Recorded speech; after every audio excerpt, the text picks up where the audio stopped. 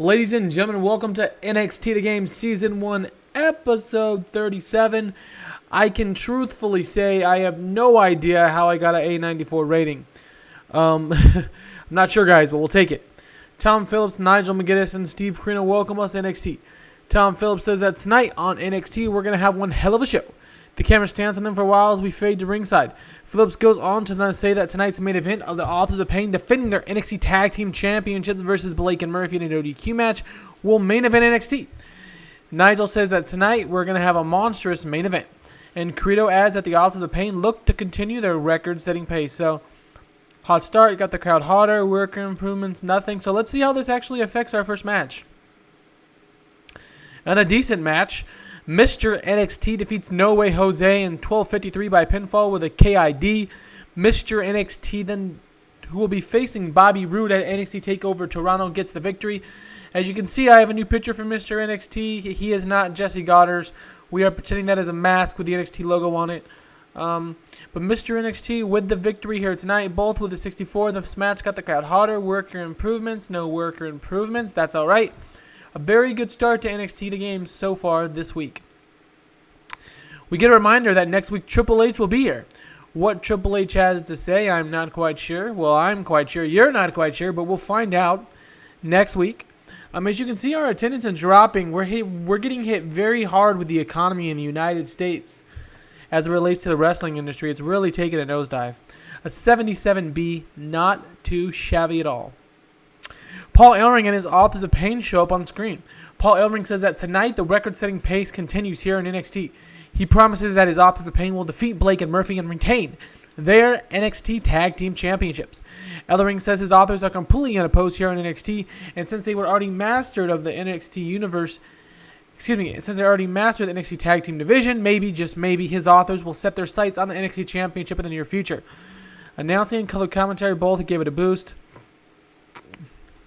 And the post Sterling has advanced, gained heat, no worker improvement. As I mentioned last week, the Authors of Pain, Akam, and Razor have been absolutely fantastic here on NXT lately. Alright, in our second match, we had a match that had decent wrestling but didn't have much heat. Nikki Cross defeats Bridges in 8-11 by pinfall with the Perfect Storm. So Nikki Cross of Sanity gets the victory over Bridges of Crow's Nest. Color commentary give it a boost of 53 and a 54 for Bridges and Nikki Cross. So another strong 54 C-, not fantastic. However, a strong showing as it relates to these two. This wasn't an eye candy based match. It was just a let's go match. So not too bad here between these two women.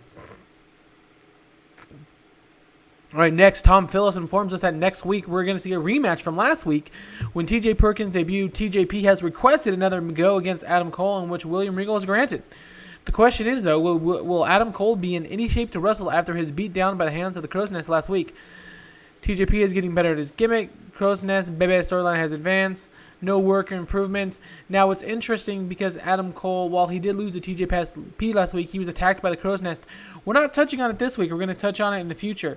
But last week, Adam Cole was jumped and beaten by the Crow's Nest, so we're going to have to see what happens with that. But before we find out what happens with that, he'll probably have to go through TJP, who wants a rematch and has been granted one by William Regal. All right, next, Kathy Kelly is shown backstage with Ruby Riott. The fans cheer. Kathy Kelly asks Ruby Riott how she feels about getting a one-on-one match with Peyton Royce for the NXT Women's Championship at NXT TakeOver Toronto. Ruby Riott says she's excited, Kathy, that she's been waiting her entire life for a chance like this.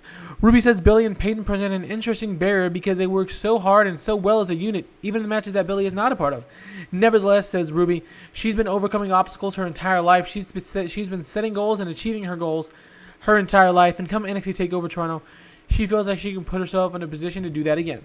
So another woman, another title shot storyline has advanced with a segment, a 64C rating. There was no worker improvements this time around. Ruby Riott cutting a promo on Billy Kay and really the iconic duo. Really just saying that she's going to go head into NXT TakeOver Toronto without the championship gold, and she's going to head out of NXT Toronto with the championship gold on her way. So we're building towards that match.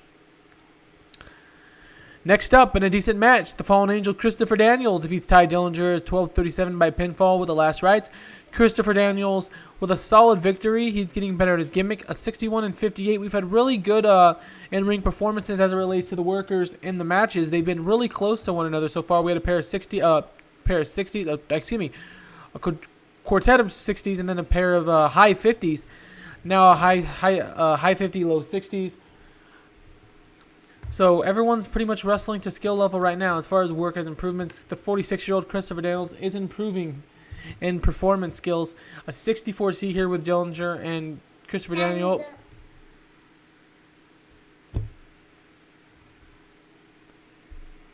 Who's on his way to NXT TakeOver Toronto to face Aleister Black.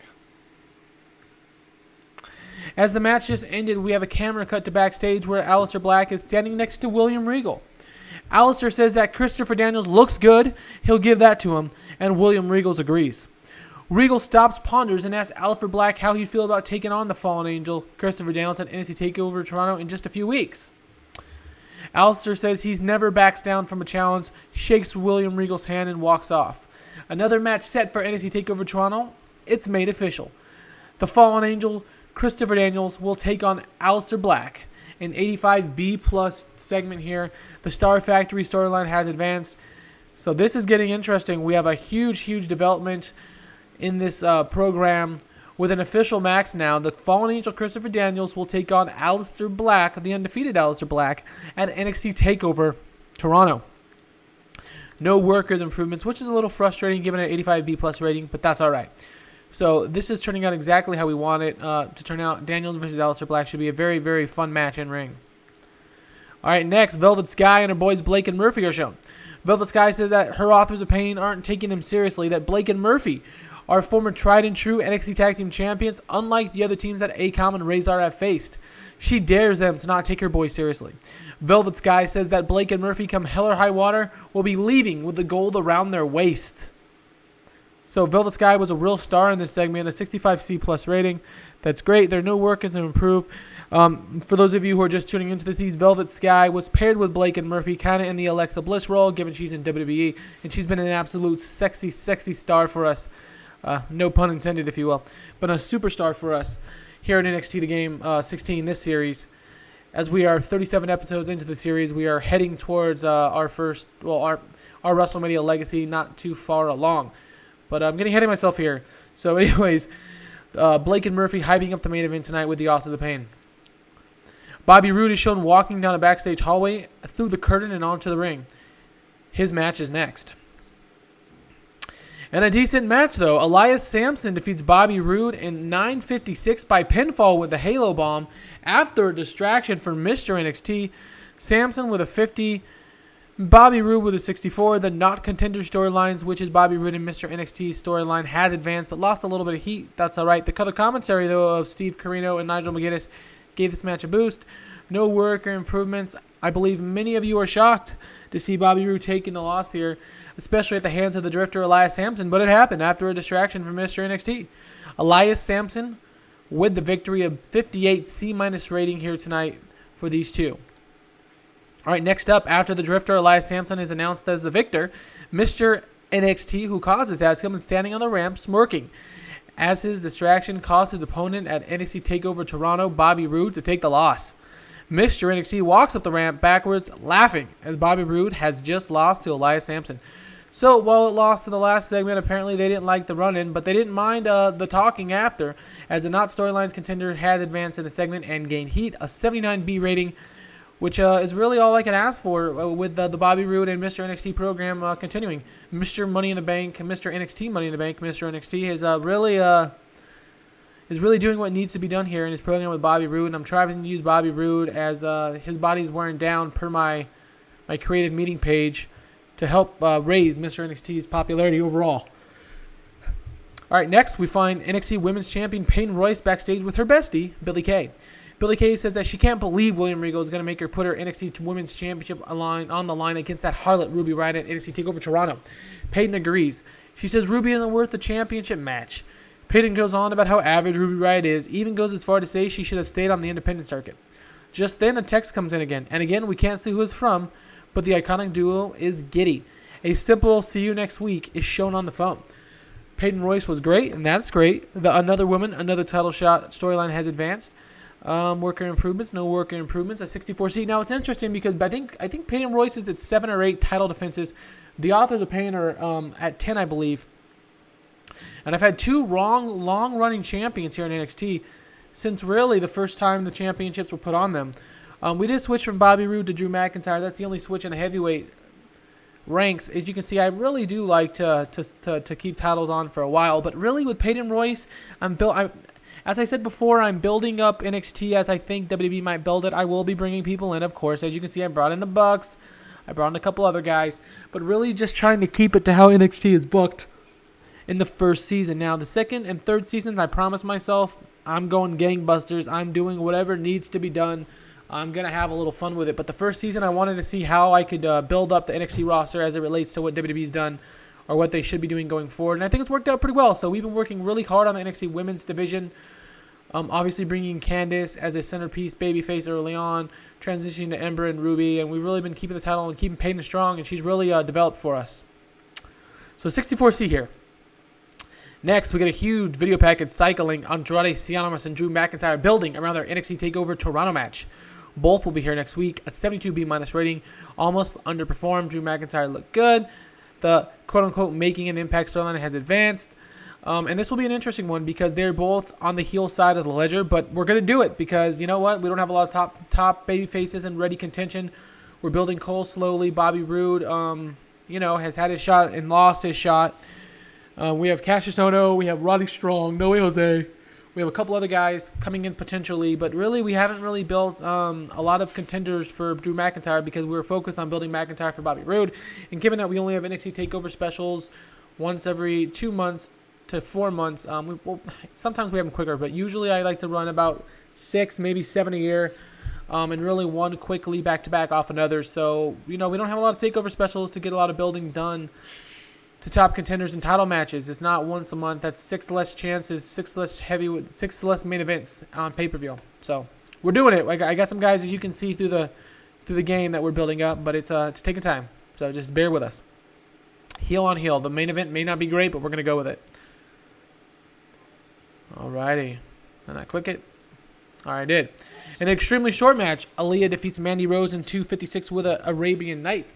This was just to give the crowd a breather after a heavy night. A 67 performance, 59. This was an eye candy-based match to bring down the crowd a little bit, and it did its job. Worker improvements, no worker improvements, 54C-. There's not really much to talk about here. The Authors of the Pain with Paul Ellering are shown walking to the ring. The main event is coming up next. 76B- for Akam and Razor.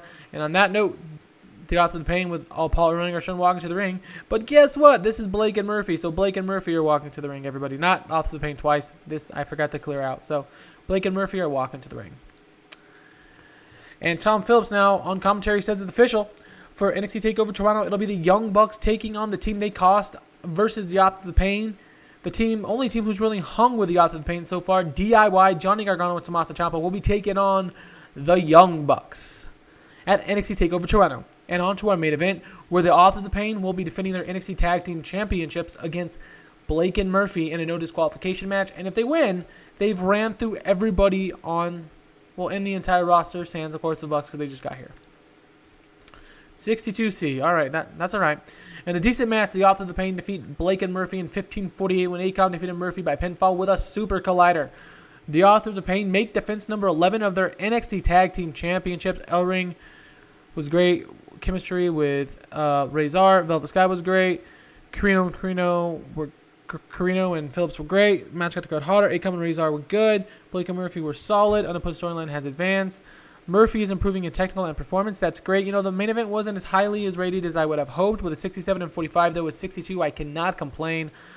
And really the Authors of Pain have been the MVPs of Season 1 of NXT The Game 16. I built them strong early, and they've really just kept going strong. So, see what our final rating was. 73B-. We've really been improving our shows, as you've seen. So we'll keep working hard on them, because I think we're going in the right direction now, everybody.